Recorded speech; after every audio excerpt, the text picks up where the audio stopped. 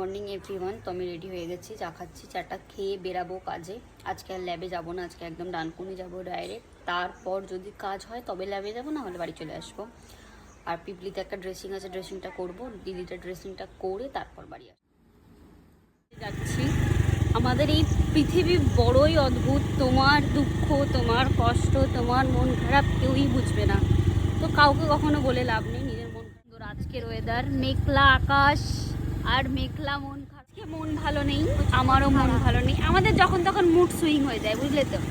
শুধু ভালো লাগে না, সারাদিনে 10 বার শুধু কারো ভালো লাগে না। তো সেই জন্যই আমি এখন একটা ড্রেসিং করতে যাচ্ছি। ওকে বললাম চ তাহলে আমার সাথে ড্রেসিংটা করে আসবি, তাও যদি বাইরের এরকম সুন্দর ওয়েদার, প্রকৃতিটা দেখে যদি একটু মন ভালো লাগে। মন খারাপের ভাব কেউ নেবে না। তোমার মন খারাপ হলে, তোমার যদি মন খারাপ হয়, তুমি হয়তো আমাদের কথা বলতে পারো।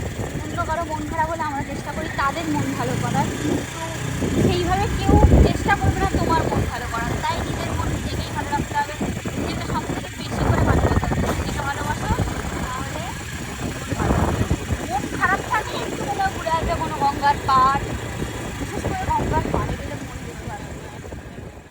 কি খাচ্ছিস? ভালো করে বল, কি খাচ্ছিস? ভালো করে বল। ফোন ছাড়া আমার ভাত গালে ঢোকে না।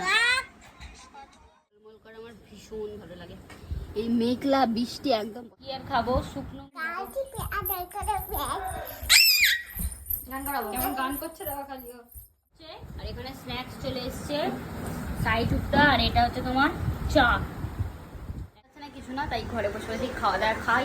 খাবার দাবার খাবার একটা জায়গায় থাকি যেখানে তোমার কোনো কিছু পাওয়া যায় না। যেতে গেলে সেই জগদীশপুর যেতে হবে, মোটামুটি 3-4 মিনিট। তার মধ্যে বৃষ্টি হচ্ছে বাইরে, পুরো ভিজে যাবো। এরা দুজন আছে, সৃজিতা আর কাঞ্চন। আচ্ছা, আমার সাথে শুকনো মুড়ি খেতে তাইলে থাকতে পারিস, কারণ এখন বৃষ্টি পড়ছে, যাওয়া সম্ভব নয়।